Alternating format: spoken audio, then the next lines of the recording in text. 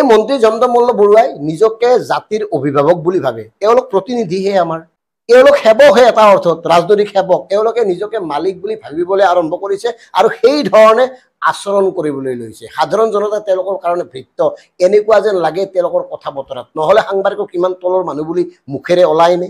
এওঁলোকৰ হাতত ক্ষমতা আছে, এওঁলোকে চব কৰিব পাৰে, পুলিচক ব্যৱহাৰ কৰিব পাৰে, বিভিন্ন বিভাগক নিজৰ মতে ব্যৱহাৰ কৰিব পাৰে, সকলোবোৰ কৰিব পাৰে আৰু সকলোবোৰ কৰিব পাৰে কাৰণেই সাধাৰণ জনতাক এওঁলোকে ভৃত্য বুলি ভাবে।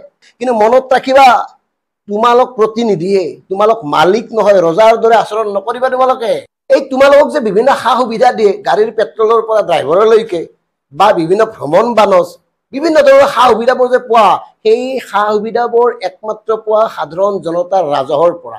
সাধাৰণ জনতাৰ টকাৰে চলি থকা মানুহ আচলতে চাকৰ বুলি কয় যে, সেৱক, চাকৰ, চকীদাৰ তোমালোক। কাৰণ তোমালোকৰতো মূল গুৰু মাননীয় নৰেন্দ্ৰ মোদী ডাঙৰে প্ৰথমতে কৈছিল নহয়, চকীদাৰ বুলি নিজকে দেশৰ চকীদাৰ বুলি, গতিকে চকীদাৰৰ পৰা ৰজা হবলৈ কিয় খুজিছা, কিয় কৈছা? তোমালোকক একাংশ লোকে নিৰ্বাচিত কৰিছে ঠিকেই, মানে তোমালোকে এনেকুৱাকে দেখুৱাই দিয়া মানে তোমালোকে অসমখনক ধন্য কৰিছা। মন্ত্ৰী যে হৈছা, মন্ত্ৰীৰ দায়িত্ব পালন কৰি তোমালোকে অসম আৰু অসমবাসীক ধন্য কৰিছা। অসম আৰু অসমবাসী তোমালোকৰ সন্মুখত ঋণী হৈ থকা উচিত। ইমান ভাল কাম কৰিছা, ইমান মহৎ কাম কৰিছা, এনেকুৱা দেখুওৱা তোমালোকে। কিন্তু নহয়, তোমালোক আমাৰ চকীদাৰ, এই কথাটো মনত ৰাখিবা।